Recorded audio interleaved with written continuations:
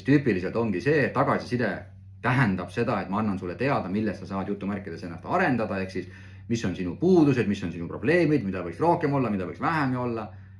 Aga töötaja vaatest jätab see mulje, et kuule, kõike seda, mida ma siin 3-4 kuud teinud olen, seda sa üldse nagu ei märka.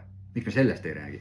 Ja seepärast see süsteem väga hästi võimaldab luua tasakaalu, tunnustamise ja konstruktiivse tagasiside tasakaalu. Ja loogika ongi siin see, et proovi alati siia jätkatulpa leida vähemalt 2 korda rohkem asju kui siia. Ja algul see võib olla väga võõras, sest et pole harjunud niipidi vaatama. Ja siia ei tohi midagi loomulikult välja mõelda, need peavad olema reaalsed asjad, mida sa oled täheldanud. Ja see ongi süsteemne lähenemine oma inimeste arengule, sest mida rohkem sa suudad siin asju öelda, seda suurem on vastuvõtlikkus ka nendele asjadele, et mida võiks veel või rohkem teha.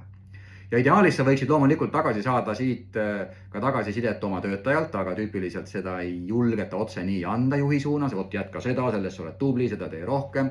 Ja seepärast sa võid alternatiivina kasutada siis töörõõmu tööpiina avastajat, ehk siis õied, okkad, pungad, mis sul õitseb, milles sul hästi läheb, millega sa rahul oled, mis teeb rõõmu töö juures, mis torgib, mis on okkad, mis on tööpiina allikad, mis tekitab frustratsiooni ja pungad, mis vajab veidi kastmist.